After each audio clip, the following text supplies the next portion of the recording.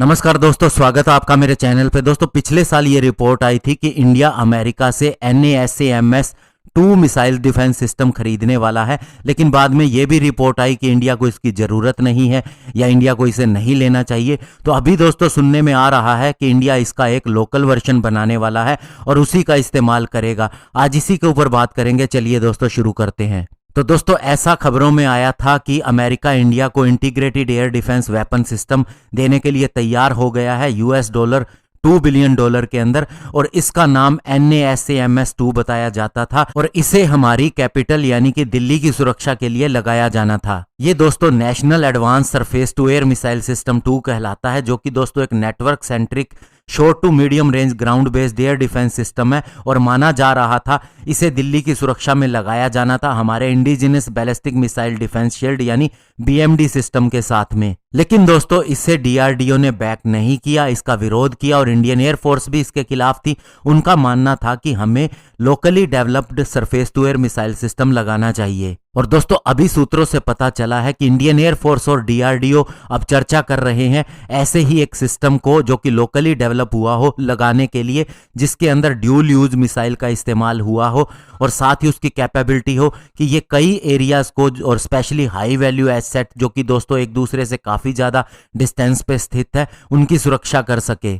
और अभी दोस्तों इंडिया ने थोड़े समय पहले ही vertical launch short range surface to air missile के 2 सफल परीक्षण किए थे।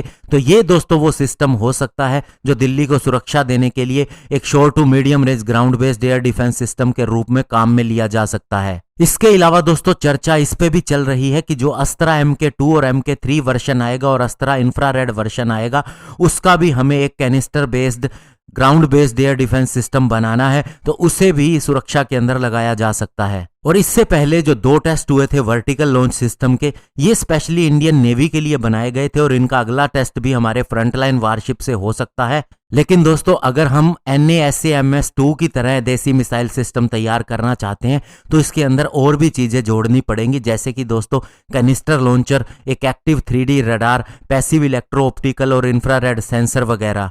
और इसके अलावा हमें एक कमांड पोस्ट की भी जरूरत होगी ताकि ये सिस्टम पूरी तरह से फ्लेक्सिबली ऑपरेशनल हो सके किसी भी प्रोटेक्शन के लिए, चाहे वह UAV, helicopter, cruise missile, UCAV या फिर एयरक्राफ्ट के अगेंस्ट हो।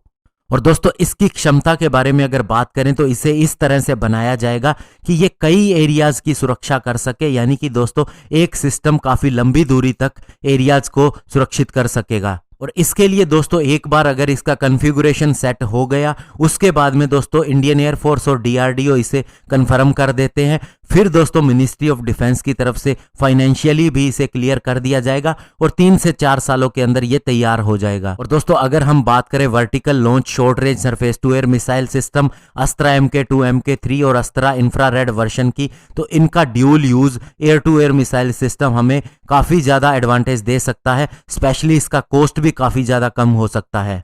तो ऐसे में दोस्तों ये सिस्टम अगर हम लोकली ही डेवलप कर लेंगे और दोस्तों हमारे पास ये कैपेबिलिटी है कि हम इसे डेवलप कर सकते हैं, तो इससे दोस्तों हमारा काफी ज्यादा कॉस्ट भी बचेगा और सुरक्षा भी बेहतर होगी। धन्यवाद। जय हिंद।